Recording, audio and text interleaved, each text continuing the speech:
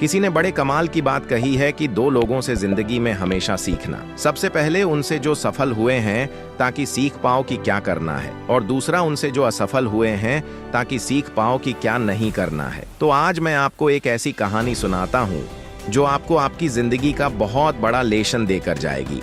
तो इस स्टोरी को ध्यान से जरूर सुनना।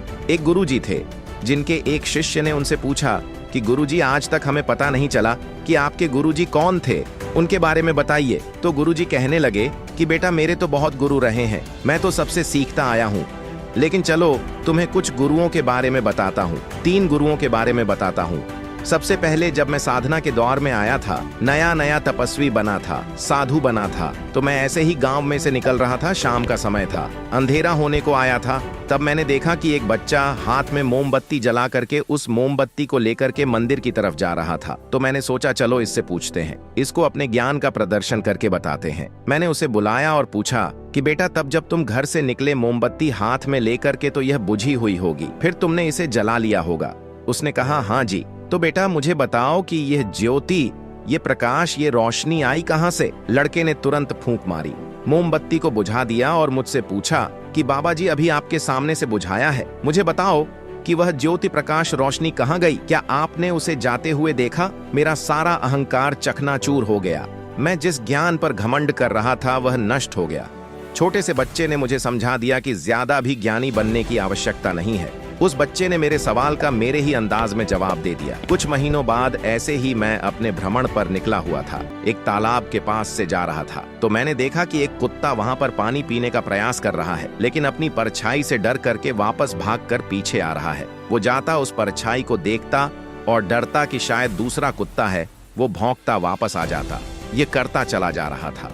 मैं वहीं रुका रहा, उसी तालाब के किनारे, यह देखने के लिए कि यह करेगा क्या। 101 बार जब उसने ऐसा कर लिया तो अंत में वो थोड़ा पीछे गया, दौड़ा भागा, छलांग लगाई और तालाब में कूद गया।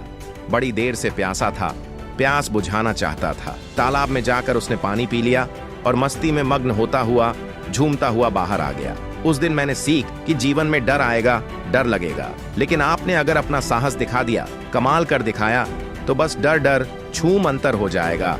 और एक बार तो कमाल ही हो गया। आधी रात्रि का समय था। मैं गांव से दूसरे गांव में पहुंचा क्योंकि भ्रमण करता रहता था। उस गांव में पहुंचा तो परेशान था कि यहाँ किससे पूछूंगा, कौन बताएगा कि मंदिर कहाँ है, कहाँ जाकर के विश्राम करूंगा, कहाँ आसरा मिलेगा। तभी मैंने देखा कि एक व्यक्ति, एक कारीगर जो था, वो दीवार को तोड़ने का काम कर रहा था। मैं पहुंचा उसके पास और बहुत सहज भाव से उससे पूछा कि भाई साहब, कारीगर जी, थोड़ा बता दीजिए इस गांव का मंदिर कहाँ है, मुझे वहां जाकर विश्राम करना है। काफी दूर से चला आ रहा हूँ, काफी देर से चला आ रहा हूँ। तो व्यक्ति हंसने लगा कि मैं कारीगर नहीं हूँ, मैं तो चोर हूँ, ये दीवार तोड़ के रास्ता बना रहा हूँ, चोरी करने जा रहा हूँ। मैंने कहा चलो ठीक है, जो भी हो मुझे बता दो ना, मंदिर कहाँ है। उसने कहा मंदिर के तो अब दरवाजे अभी बंद होंगे, अब सुबह ही खुलेंगे, चलो मेरे साथ, मेरे घर पर अगर आपको रुकने में आपत्ति ना हो। मैं चोर हूँ, पहले ही बता रहा हूँ। मैं उसके घर चला गया। बड़ा भोला इंसान था वो, लेकिन चोरी करता था। उसी समय मेरी तबीयत खराब हो गई तो मैंने उससे कहा मैं 3-4 दिन यहाँ विश्राम करना चाहूंगा।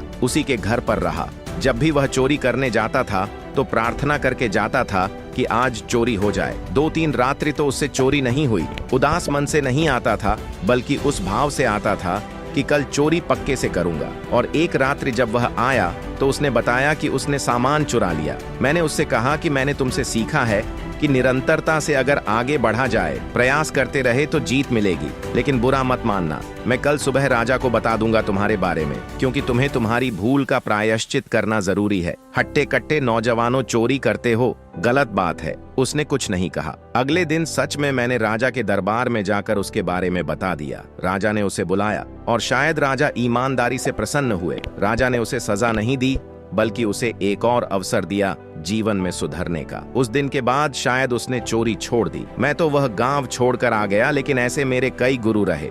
ये 3 गुरु मुझे याद आते हैं जो जीवन में बार बार अच्छी बात सिखाते हैं। एक बार फिर से वही बात कहना चाहता हूँ कि जिंदगी सबसे बड़ी गुरु है। लाइफ से बड़ा कोई टीचर नहीं है। लाइफ हर दिन आपको लेसन्स देती रहती है, सिखाती रहती है। अगर आप सीखते रहेंगे और उन पर विचार करते रहेंगे तो आगे पक्के से बढ़ते रहेंगे। आपको स्टोरी कैसी लगी कमेंट में जरूर बताना। और ऐसी ही लाइफ चेंजिंग स्टोरी के लिए चैनल को सब्सक्राइब कर लेना।